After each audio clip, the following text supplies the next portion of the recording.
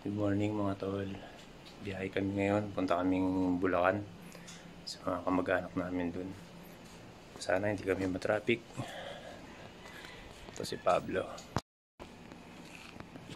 Yan si Pablo. Lock and loaded. Lock and loaded. Konti lang naman dala namin. Ikita. Dilim. Ang oras ngayon mga tol, 3:00. Ayan, Pablo.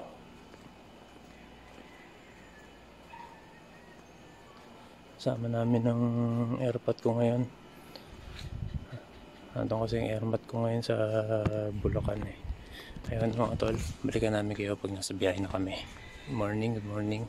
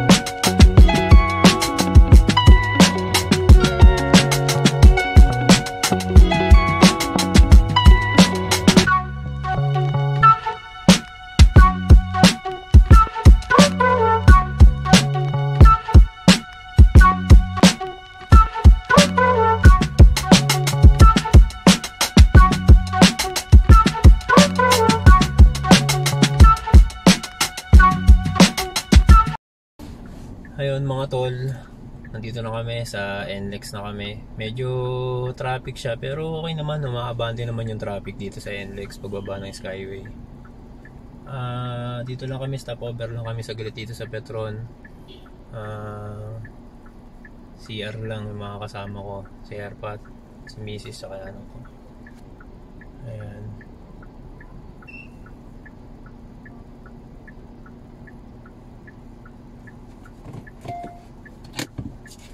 Yun mga tol, update ko kayo pag malapit na kami sa Bulacan.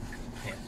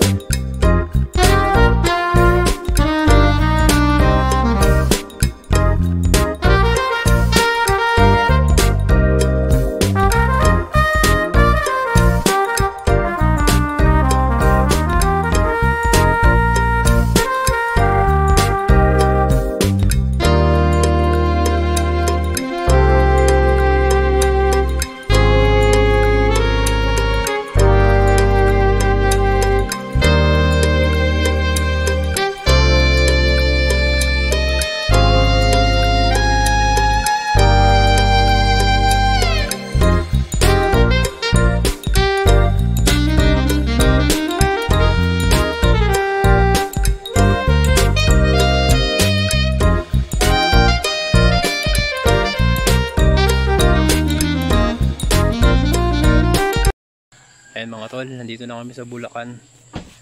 Dito sa bahay ng chewin namin. Dito Alvin. Ganda ng araw dito. Okay naman yung biyahe kasi pagbaba mo ng Skyway, dun lang medyo na traffic pero okay naman. Running naman yung traffic. Ayan si Pablo. Sarap i-drive. Sobrang smooth ng suspension. Ganda ng brakes. Ayan. Ang aming Kia Sonet 2025 Pablo. Ngayon na siya nakarating dito sa Bulacan. Ito pa lang yung pinakamahaba niyang ride.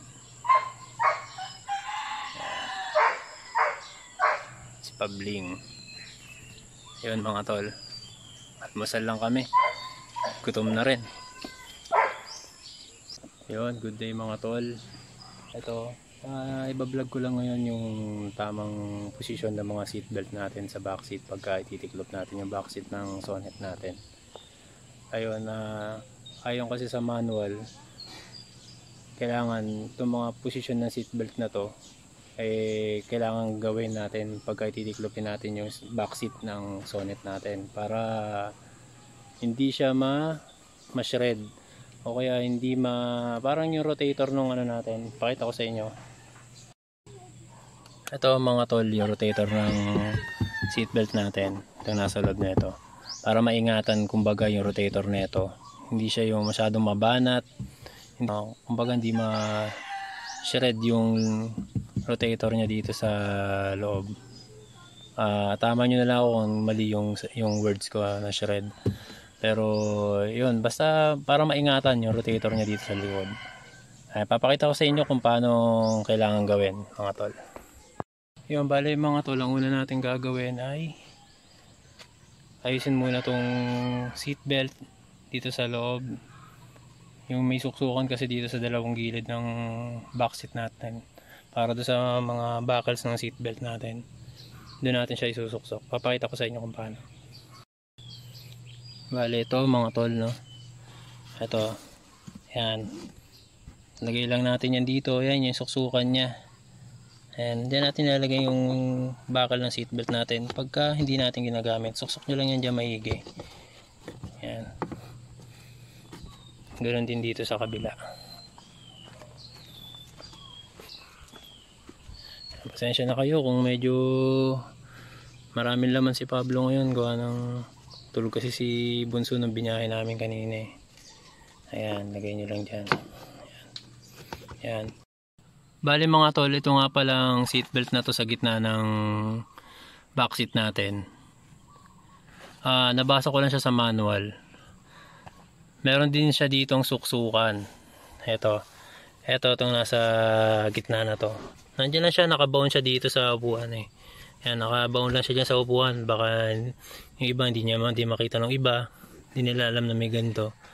Ang purpose na ito is para masuksukan itong bakal na to, itong nasa dulong to.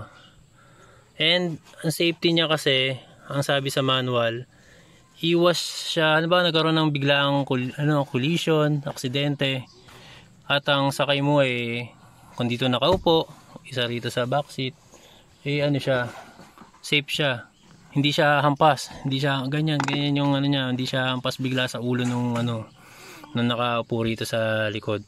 So ang gagawin nyo rito, sukbit nyo lang to dito. Yan, sukbit nyo lang. Yan, nakalak na yan. Tapos pagtatanggalin nyo siya, ganito lang yan. Yan, ayan yung butas niya. Yan yung butas. Lulusot nyo lang din dito itong seatbelt na bakal natin, yung pinaka-bakal ng seatbelt. Marirelease na siya. Ayan, marirelease na. Yan yung pinaka talagay nyo rito. Yan. So ayun, maganda siguro kung ugaliin natin na nakaganto sila lagi pagka pabiyahe tayo. Kahit siguro walang sakay, okay lang yan.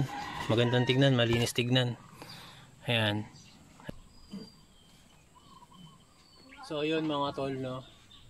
Ang tamang position na itong dalawang seatbelt na to, tatanggalin nyo siya dito sa clip. Bago nyo ibaba, tanggalin nyo sa clip. Ayan, may clip yan dito sa dalawang gilid na yan, itong dalawang clip na to. So bago nyo siya ibaba, tanggalin nyo para hindi siya nahihilat yung yung seatbelt niya, hindi nahihilat masyado. Tapos tsaka tanggal ng pin. Pwede nyo ibaba.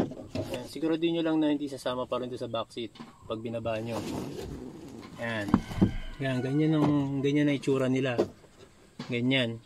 So kung ibabalik nyo naman, pag itataas nyo siya, siguraduhin nyo lang na hindi maiipit yung mga gilid niya pag tinaas nyo yung backseat. So taas natin.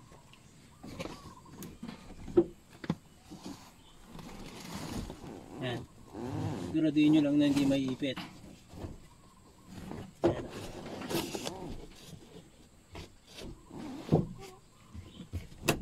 Ayan. Pag narinig nyo yung tunog na yun, nakalak na yun. Nakalak na yun mga tol. Pero kung gusto nyo makasigurado, pwede nyo rin iangat ulit para sigurado lang. Ayan. Para mag-click. Ayan. Tapos, balik nyo lang sila sa clip. Kailangan lagi nyo ibabalik sa clip. Ayan, babalik nyo lagi sa clip. Para pag ginamit, hindi siya yung sansan kumakayad. Hindi siya kakayad dito sa gilid. Yan, hindi siya tatama rito. Yan.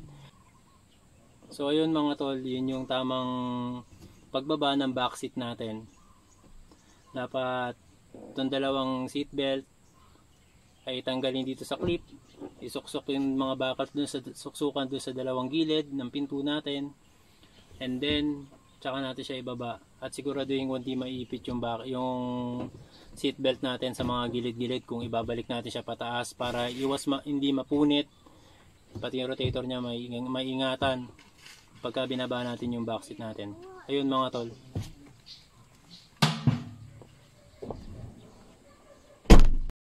Yun mga tol. Ayun laman ng compartment namin. Kalat ka. Ayan. May dala kaming deadly weapon. Yan, hindi umalis ang anak namin na hindi dala yan. Babae yun yung anak namin lagi niya kasama yung samurai niya tsaka yung tsaku niya. Yan, compartment. Malaki yung compartment ng Sonet natin mga tol. Rito, maraming mailalagay. Kaso ito lang yung dala namin. Yan. Si Pablo. Alright.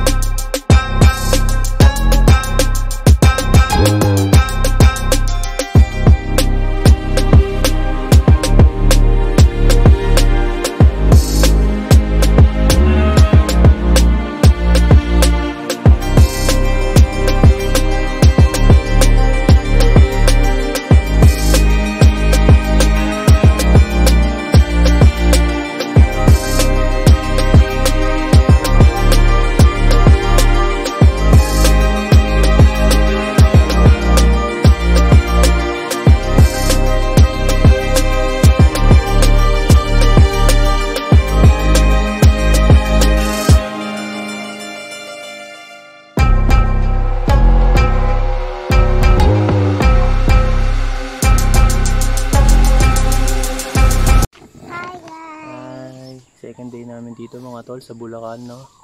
Eto. Parang po sila Kuya Aki. Tulog Hindi kami pa. nagkakalaro. Wala Tulog pa. pa yung mga tito niya. Tsaka si Charo kasi. Si Chang, tsaka si... Sino pa? Dito din. Si Tito Alvin. Alvin. Ayun si Pablo, nilipat namin dun. Papaaraw. Pinapaarawan. May pinapaarawan, may lamig yung likod no, anak, no? Ito kami. Trip niya ngayon magtatanim daw siya. Kukunin ko lang yung mga ito. Kunin natin yung mga seeds. Yan yung mga tol, okay din yung buhay sa probinsya. Tahimik, presko. No, anak? Opo. Presko. Paibit na kaya. Presko, yan, relax lang. Presko at yung buhay ni Kuya Aki. Diyan ka na lang magtanim. Ay, sumadyo. Ayun mga nilalaro nila kahapon. Mga tito niya. Mga bata pa. Anak nung tsuhin ko. Parang ano to? Sa sunblock. Wow, sunblock. Tingin? Sunblock. It's not a poop. Hindi yan poop. Nadudurog ba yan? Tingin? What? Like, right? Rock yata yun eh. Look.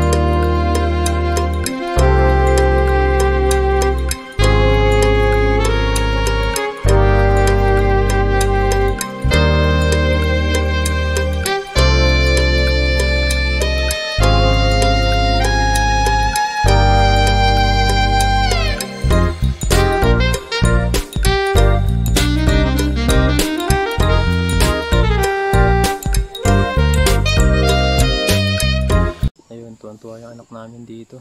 Ang laki kasi ng laruan niya dito. Pagbalik namin sa Laguna, na naman, sa bahay lang. Nakakalabas lang pagka alas 5 na kasi sobrang init. Masyadong puno dun sa may banda sa amin.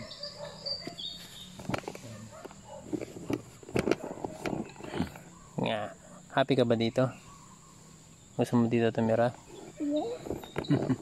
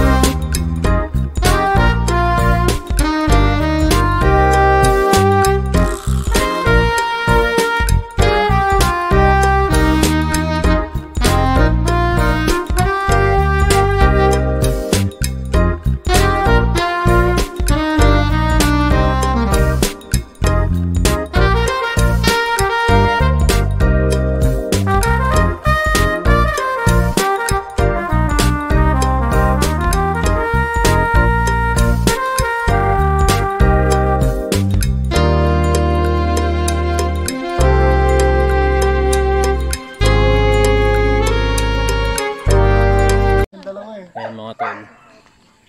Meron ditong improvised na swimming pool yung chewin ko eh. Lagyan namin tubig, nilinis namin. Ayan, malalim siya. Ano to? Dating tangke. Hinate yung gitna. Ayan.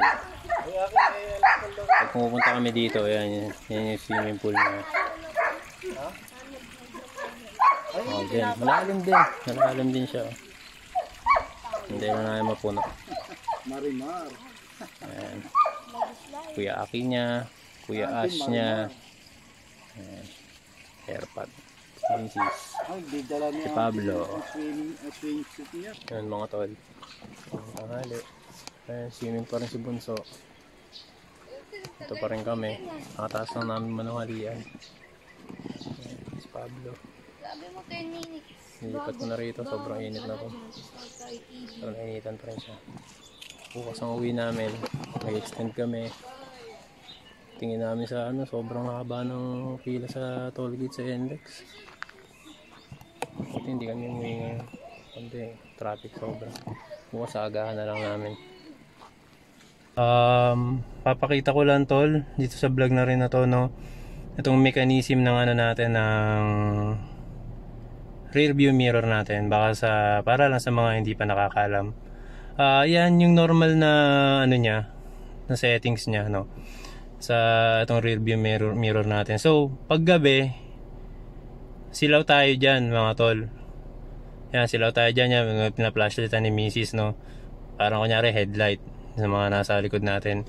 Ngayon, ang gagawin natin dyan mga tol, pag gabi at nasisilaw tayo, meron ditong maliit na ito. Yan, kung nakikita nyo, ito, yan, maliit. Ito. Higlitin nyo lang pababa. Yan, mawala yung silaw. Ayun, nakita nyo, lumiit yung ano, yung ilaw. Lumiit yung sinag niya. Yan lang yon. Yan yung pwede natin gamitin sa gabi pagka maraming sasakyan sa likod natin, nasisilaw tayo. Ito sa umaga, angat nyo lang ulit sa likod yan. Yan, sa umaga. Yan. Yan yung mechanism ng ano natin. Simple mechanism ng rear view mirror natin mga tol. Ayun, magandang gabi mga tol.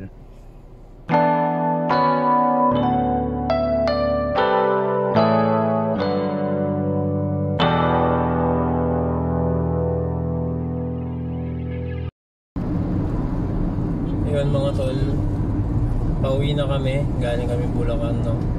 Yung singit ko lang dito, no, yung regarding dito sa manibela natin. Diba sobrang lambot na manibela natin.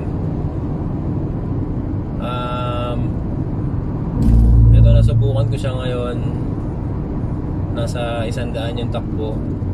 Ano siya, bumibigat siya. Para siya nagkakaroon ng ano, ng stabilizer para hindi magwiggle yung manibela natin pagka sobrang bilis na. Ang takbo ko ngayon ay 90 mahigit. Ayan, matigas yung manibela natin ngayon. Tingin ko for safety purposes din yun, yung stabilizer na yun. Katulad ng mga ibang sasakyan, pagka tumatakbo na ng mahigit 80 o 90, nagkakaroon na ng bigat yung manibela para hindi magwiggle. Parang stabilizer nga mga tol. Ayan mga tol, NLEX ngayong Sabado, pag-uwi namin. Anong oras na ba? Anong oras na natin? 8:19. Yan, 8-9. Ang luwag ng kalsada. Saturday, it's Black Sabado. Saturday. Hindi kami sumabay ng uwi bukas kasi sigurado bukas bukas ang ano, bukas ang mga sasakyan bukas. Mga umuwi. Sarap i-drive ng Sonet natin mga tol.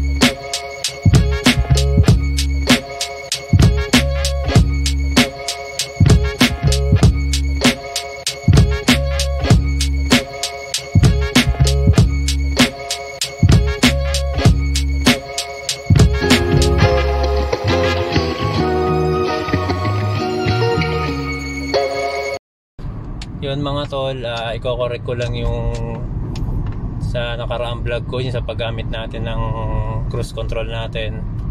Ayun. Ito mga tol, yung paggamit ng cruise control natin, yung basic na paggamit ng cruise control natin. Itong button na to, itong pindutan na to sa may manibela natin, yan yung cruise control. So pag pinindot natin yan, lalabas na sa screen yung green na cruise. Ayan, ano ba? Ayan, nasa siya na 54. Pwede natin siyang i-adjust gamit ng toggle switch na to. Itong toggle switch na to sa manibela natin, pwede natin siyang taasan yung speed ng cruise control natin. Yan, gawin natin 60. At pwede rin siyang babaan gamit tong toggle switch na to. Pwede siyang babaan, yan, 58. Balik ko lang sa 60 mga tol. Ayun, tapos madi-disengage siya mga tol once na pumiga na tayo ng preno natin. Ayan, higa ang konti, ayan, nag-gray siya. Tapos pwede nyo siyang ibalik gamit ulit yung toggle switch na to sa manibela natin. Ayan, mag-a-active lang siya ulit. Yan, tapos nilang ulit 60. Yan mga tol. Yan, ganyan yung gamit ng cruise control natin mga tol. Pwede pala natin siyang i-adjust dito sa toggle switch na to. Yun yung kulang ko nung last vlog ko tungkol sa cruise control. Ayun mga tol, salamat. Ayun mga tol, nandito kami ngayon sa Victory Mall. Yung anak namin, naglaro muna siya dun sa playground dito sa Victory Mall kasama yung airpads ko. Gusto rin niya bantayan yung apo niya. Kaya siya yung pinasama namin. Kami ni Mrs. Libot-libot muna. Tingin-tingin. Ano mo na, date. Isang oras na date. Ayun. Sarap bumiyahe mga tol. Wala ng traffic. Smooth na smooth. Mula bypass ng Balagtas, San Rafael, Bulacan. Oo, sobra. Nagano pa tayo nun. Cruise control pa tayo nun ha. Partida. Ayun. Kain muna kami mga tol. Kain tayo. Ayun mga tol. Nakauwi na kami. Nandito na kami sa bahay. Ito, kakapark ko lang dito kay Pablo. Ayun. Sobrang sarap i-drive ng Sonet natin mga tol. Cruise control. Yung sports mode niya. Ayan. Mga sarap gamitin.